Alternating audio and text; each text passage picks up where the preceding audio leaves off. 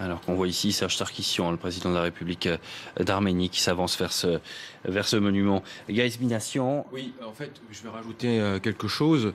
En fait, il n'y a pas de justice internationale au lendemain de la Première Guerre mondiale.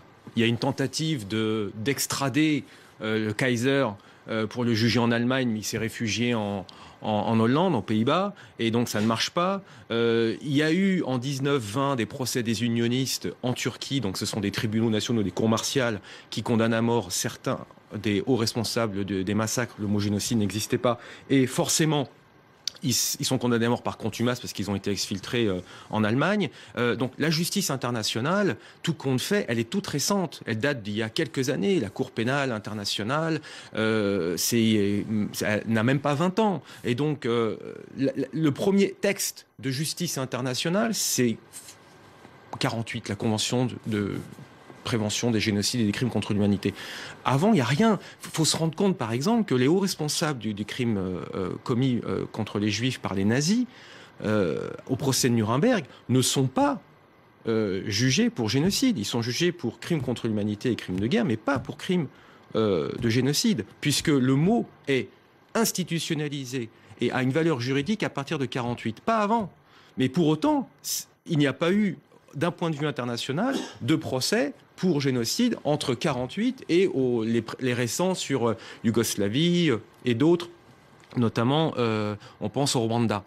Donc la justice pénale internationale est toute jeune, et c'est ça qu'il faut aussi avoir en tête. C'est une des raisons pour lesquelles le mot génocide pour les Arméniens a eu du mal à s'imposer d'un point de vue du droit international, parce que le système international au lendemain de la guerre a étouffé la question arménienne. En gros, pour faire simple, le peuple arménien a été l'objet d'un triple assassinat entre 1915 et 1923, c'est-à-dire 8 ans, c'est rien. 1915, extinction physique, vous l'avez dit, 1 500 000 Arméniens exterminés.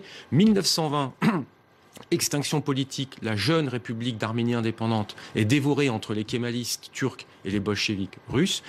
1923, extinction diplomatique, le traité de Lausanne qui efface le traité de Sèvres et qui donne des frontières actuelles à la Turquie moderne. Eh bien, ce traité de Lausanne efface du droit international le mot Arménie. Et là, le peuple arménien disparaît des radars de l'histoire. Et il faut attendre les années 70, 80, 90 pour voir réémerger un espoir du côté arménien. Ouais, et justement, on entend l'hymne national arménien à l'instant, celui de cette jeune nation, avec le président Serge Sarkissian qui se recueille à l'occasion de ces commémorations. Jeune État, mais vieille nation, plutôt.